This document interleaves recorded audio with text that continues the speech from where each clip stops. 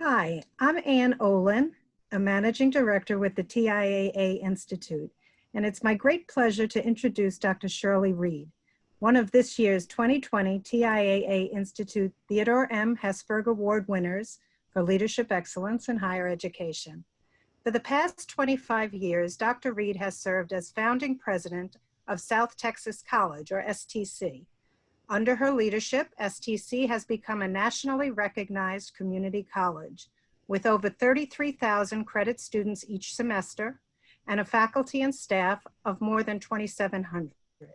The college also has had a transformative effect on the largely Hispanic community it serves along the US-Mexico border and is today a vibrant and critical economic leader for the state of Texas and indeed for the nation. STC is well positioned to serve as a model Hispanic serving institution, expecting 40,000 students in the next decade. Dr. Reed, thank you for this opportunity to speak with you. I'd like to begin with a reference to our past Hesburgh Award winners, 10 of them. And as revealed in an examination of their lives and accomplishments, I think we can say that one of their primary strengths is the ability to articulate and execute inspirational visions. Dr. Reed, what would you say has been your vision as a higher education leader, and how might it be different if you were just embarking on your leadership journey today? Well, hello, Anne, and hello, everyone. My vision has been very straightforward from the very beginning. And my perspective may be a little different as a community college president, but I see the community college as the catalyst for economic development, regional prosperity, and social mobility for everyone in the communities we serve. That's my vision. That's what I aspire to achieve. And you asked, might it be different if I were starting today? And no, really not. I still firmly believe the vision of the community college is provide economic development, social mobility, and a better quality of life for everyone in all the communities we serve. And probably today, maybe more than ever before. Thank you for that. Our Hesburgh Award winners also display many other common characteristics. For example, an astute willingness to take risks, a deep commitment to access to higher education and success for traditionally underserved populations, and a talent for building community and forging relationships or partnerships. You mentioned some of that, but could you say a little bit more about how your leadership has aligned with some or all of these attributes shared by our other Hesburgh Award winners? The common good resonates, addressing social injustice, poverty, unemployment. If we can address those three, as a nation, we will move so far forward. I am committed to that. That is how I began my career. That is how I tried to develop this institution. And we are making a difference. We are transforming deep South Texas, which was a region that suffered from substantial neglect. Let's just put it that way. Some communities had over 40% unemployment.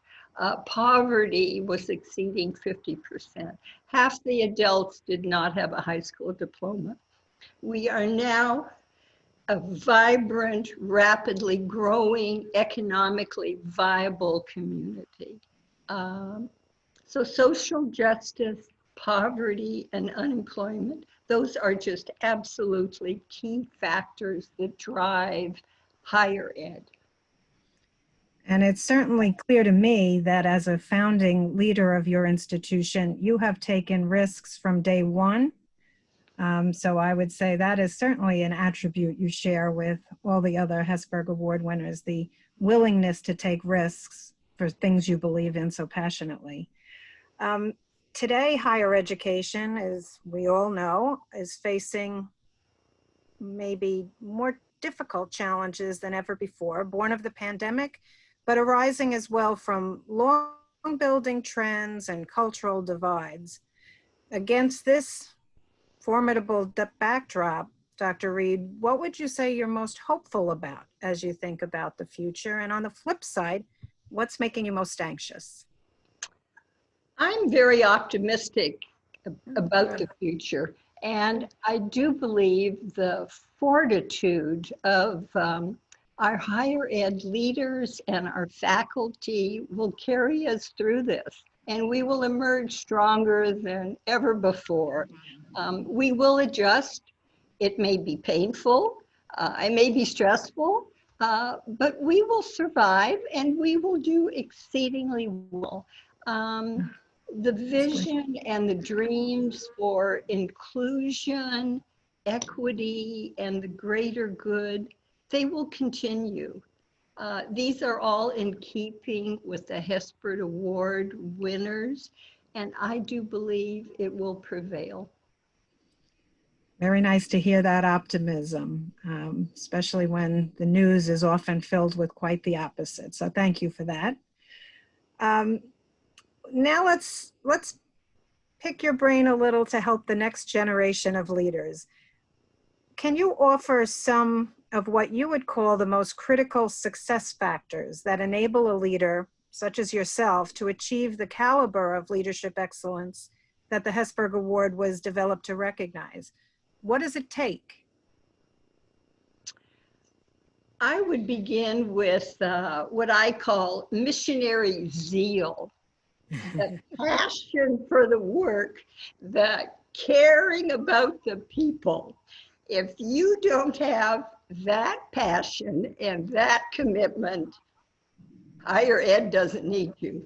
I'm just that direct when I talk to our faculty and staff. This isn't about just a job. It isn't about a love of an academic discipline.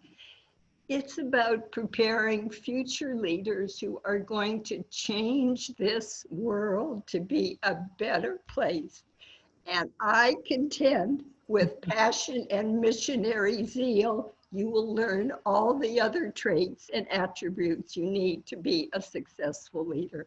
But nothing is going to provide you that passion if you don't have it innately. That's marvelous. And I think as much as having that passion, what's so incredible about you is that you've been able to sustain it for as long as you have. You have a long career in higher ed, and from what I've read and witnessed, you have really kept that passion alive throughout that long career. So congratulations. Any other advice that you would like to put forward for other leaders, whether seasoned or new to the administrative field of higher ed? Well, I've been president here going on 26 years. I learn something new each and every day. I'm now learning about communicating without having one-to-one conversations. I'm learning how not to shake hands, never to be hugged. It's a whole new world. I encourage future leaders to be open, keep learning. You don't have all the answers. Learn from others, learn from the leaders that have gone before us, learn from our students, learn from our families. This will all make you a very inspirational leader. But I go back to that passion for the work. That's great. I guess let's wrap up.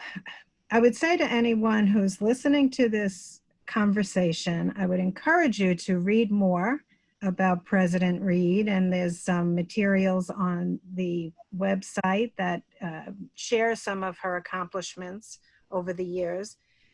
So this is not an easy question for you to answer, but how would you describe your leadership legacy? There's a lot to choose from. Well, it's in the eyes of the beholder, isn't it?